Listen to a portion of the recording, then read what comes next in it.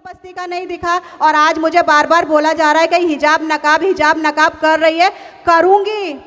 करूंगी और लड़ूंगी और संविधान के दायरे में रहकर अपने हक को छीन कर लेके आऊंगी।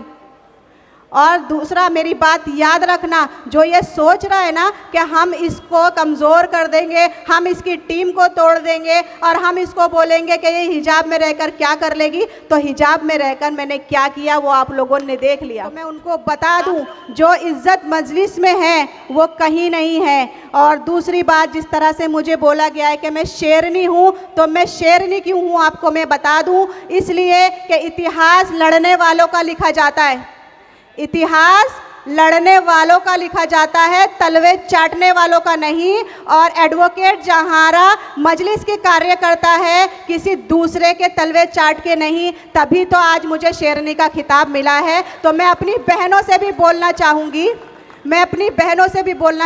मेरी बस्ती की जितनी महिलाएं हैं मेरे लिए शेरनी है। मेरी बस्ती की सबसे पहले मैं शुक्रगुजार हूँ अपनी MIM पार्टी का, जो उन्होंने मुझे आज कैंडिडेट के रूप में यहाँ खड़ा किया है। वार्ड नंबर 78 से एडवोकेट जहारा आज MIM का, अकबर भाई का, असद साहब का तहे दिल से शुक्रिया अदा करती है कि इंशाल्लाह मैं यहाँ से जीत हासिल कर और अपनी जो मेरे यहाँ की महिलाएं हैं, मेरे भाई हैं, मेरी बहनें हैं, मेरे बुजुर्गान दीन हैं, मैं उन सब के लिए अपना वक्त उनको दे सकूं। जैसा कि इलेक्शन का माहौल है, आज आपको सबको पता है कैसा माहौल चल रहा है। वार्ड नंबर 78 से 19 कैंडिडेट खड़े हैं। आप सबको ये पता है कि हमारे जोगेश्वरी ईस्ट वार्ड नंबर 78 में हमारी कितनी आबादी है। हम 71% मुस्लिम यहाँ है, लेकिन कितने लोग खड़े हैं हमारे भाई बहन, 19 कैंडिडेट यहाँ से खड़े हुए हैं। तो सबसे पहले मैं आप सबसे गुजारिश करूँगी कि जिस वक्त आप अपना वोट देने जाए तो इस चीज़ का ख्याल रखें कि हम अपना कीमती वोट जब अपना दे रहे हैं तो उस पार्टी का लीडर कौन है। लीडर से मतलब मैं आपको आज समझाती हूँ।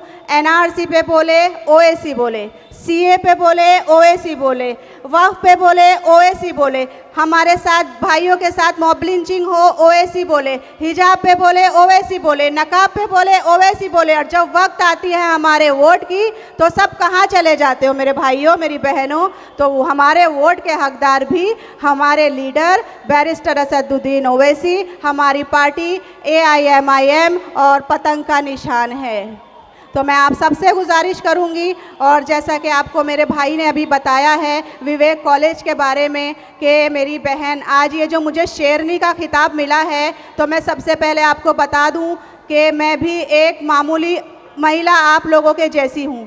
मैं आपको बताऊं ये MIM की ताकत क्या है, मैं आपको बताऊं ये हरे रंग की ताकत क्या है। ये हरे रंग की ताकत ये है कि जिसने मुझे आज शेरनी का खिताब दिलवाया है। मैं आपको बता दूं ये हरे रंग की ताकत ये है कि मैं गैरों के बीच में अपनी बहन के, अपने हिजाब के हिफाजत के लिए बैठी थी। ये MIM की ताकत है और ये ताकत हमें हरे रंग से मिलती है। जो लोग ये बोलते हैं कि हिंदू राष्ट्र है, हमें हिंदू राष्ट्र बनाना है, तो मैं उनको बता दूं कि ये जितना हरा है, जितना भगवा है उतना हरा भी है। तो इसको आप बांटो नहीं। हम हिंदू मुसलमान की तहजीब है, हम भाईचारे में रहते हैं, हम आपसी मोहब्बत में रहते हैं। जो ये बीजेपी के दलाल और बीजेपी के लोग यहाँ बैठकर हमको बांटने की कोशिश कर रहे हैं, वो सुन लो, हमको ना बांटो, हमको ना बांटो, ना हमें जगाओ और हमको ना छेड़ो। जिस तरह से आप हमें छेड़ रहे हो, हमारी बहनों के हिजाब को खींच रहे हो, आपको हिजाब से और नकाब से तकलीफ़ बताइए हमें क्या है, तकलीफ़ बताइए। और जैसा कि आज हमारे इलेक्शन के माहौल में आज के टाइम पे मेरे नौजवान भाई वो समझ जाएंगे जिसको मैं ये बोलना चाह रही हूँ। जो मुझे ये बोल रहे हैं कि अगर आपा हम मजलिस में आएंगे तो हमको क्या मिलेगा, तो मैं उनको बता दूं कि मजलिस में आने के बाद जो इज़्ज़त आपको मिलेगी ना वो कहीं और नहीं मिलेगी, ये याद रखना। और दूसरी बात ये है, कुछ औरतें मुझसे बोलती हैं कि हम मजलिस में क्यों जुड़े, तो मैं उनको बता दूं, जो इज़्ज़त मजलिस में है वो कहीं नहीं है। और दूसरी बात, जिस तरह से मुझे बोला गया है कि मैं शेरनी हूँ, तो मैं शेरनी क्यों हूँ आपको मैं बता दूं, इसलिए कि इतिहास लड़ने वालों का लिखा जाता है। इतिहास लड़ने वालों का लिखा जाता है, तलवे चाटने वालों का नहीं। और एडवोकेट जहारा मजलिस के कार्य करता है, किसी दूसरे के तलवे चाट के नहीं, तभी तो आज मुझे शेरनी का खिताब मिला है। तो मैं अपनी बहनों से भी बोलना चाहूँगी, मेरी बस्ती की जितनी महिलाएं हैं मेरे लिए शेरनी है। मेरी बस्ती की सभी महिलाएं मेरे लिए शेरनी हैं। वो शेरनी इसलिए कि वो मेरे साथ कंधे से कंधा अगर खड़ी है और वो मेरे साथ हमेशा मेरे सपोर्ट में खड़ी है। मैं आपसे गुजारिश करूंगी, सबसे पहले आप अपने आप को मजबूत करें। ये जिस तरह से बीएमसी इलेक्शन है, जैसा कि मैं पहले भी बता चुकी हूँ, ये नाली कचरा गटर मीटर की लड़ाई नहीं है। सुनो मेरे भाइयों, ये सिर्फ नाली कचरा गटर मीटर की लड़ाई नहीं है, ये हमारे मुस्तकबिल की लड़ाई है, हमारे बच्चों के मुस्तकबिल की लड़ाई है, हमारे वजूद की लड़ाई है। और आने वाली 15 तारीख को हम दिखाएंगे कि हमारा वजूद क्या है। दिखाएंगे कि नहीं दिखाएंगे, ज़रा मुझे जवाब दीजिए। माशाल्लाह। और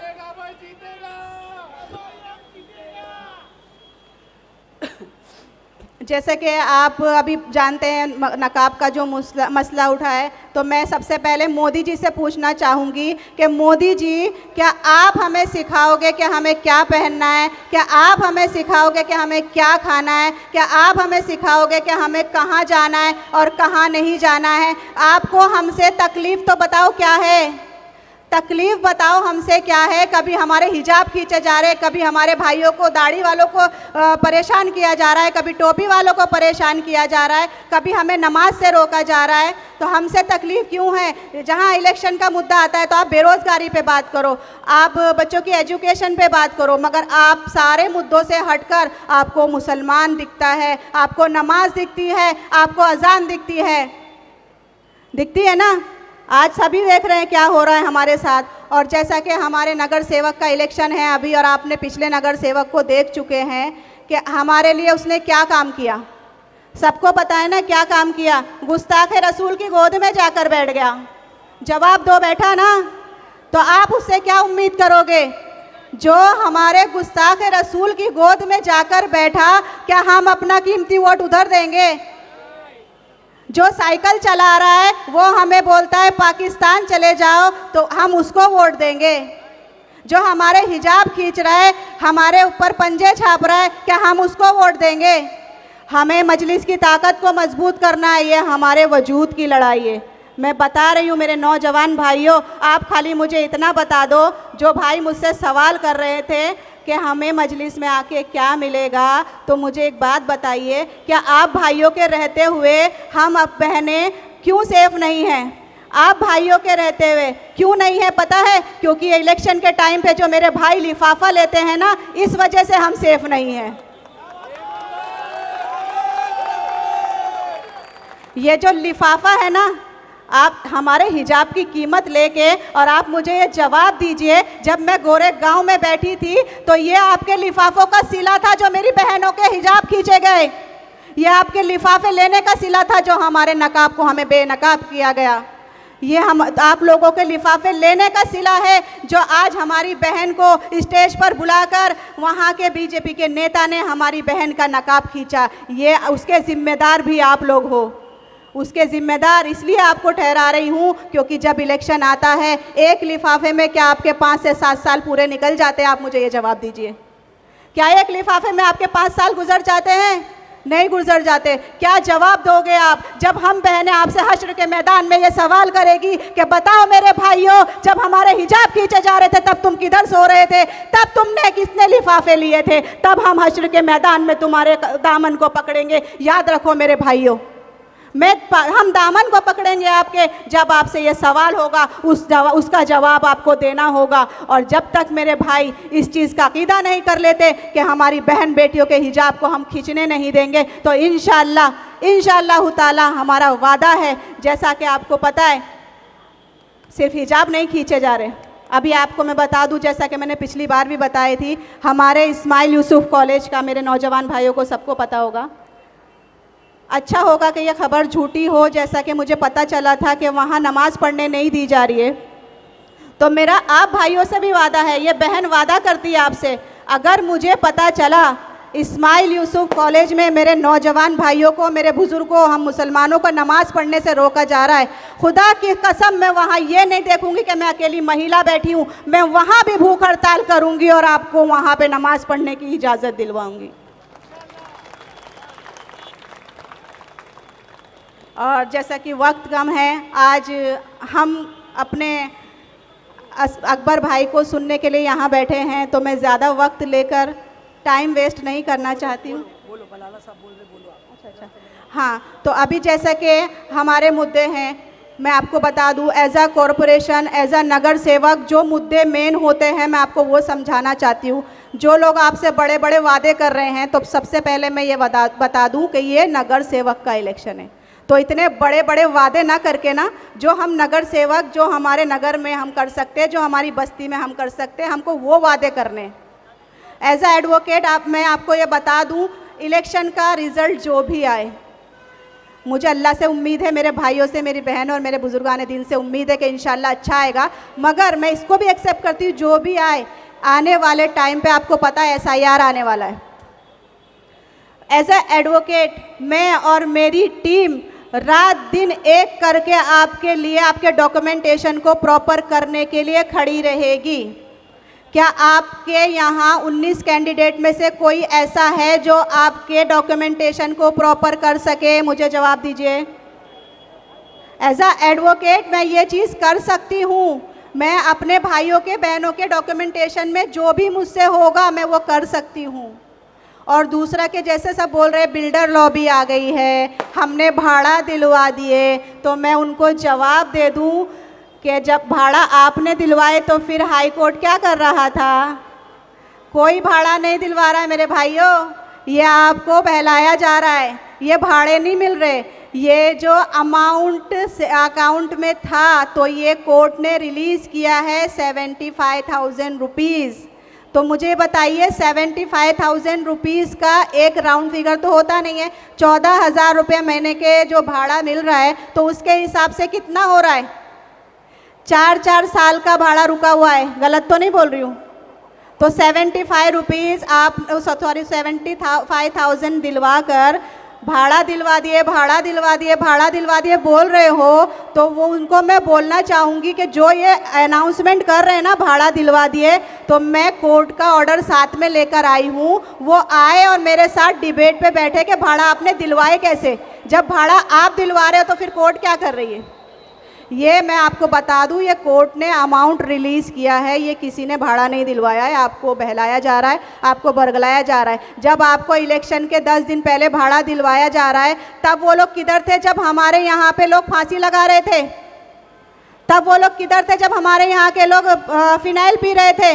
तब वो किधर थे जब हमारे यहाँ की महिलाओं को घर से बाहर किया जा रहा था? तब वो लोग किधर थे? आज वो भाड़ा दिलवा रहे 10 दिन पहले। तो वही बात फिर आ गई है, ये 75,000 का लिफाफे का लालच दे रहे हैं। समझे मेरी बात को आप लोग? और दूसरा जो मुझे बोल रहे हैं कि मैं जो विवेक कॉलेज में जाकर बैठी, पॉलिटिकल स्टंट था, तो एक बात मेरे भाई है जो हमारे बस्ती के जिम्मेदार, जो मुझे पॉलिटिकल स्टंट बता रहे हो, तब वहाँ मैं गैरों के बीच में बैठी थी, जहाँ वहाँ नारे लगाए जा रहे थे, मुझे नंगे पैर खींचकर लेके जाया जा रहा था, तब तुम लोग अपनी राजनीति रोटियां सेकने क्यों नहीं आए? आप भी ले लेते ना ये पॉलिटिकल स्टंट का फ़ायदा।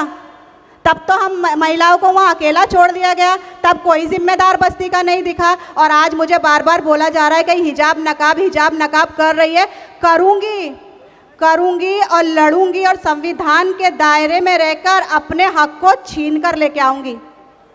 और दूसरा मेरी बात याद रखना, जो ये सोच रहा है ना कि हम इसको कमज़ोर कर देंगे, हम इसकी टीम को तोड़ देंगे और हम इसको बोलेंगे कि ये हिजाब में रहकर क्या कर लेगी, तो हिजाब में रहकर मैंने क्या किया वो आप लोगों ने देख लिया।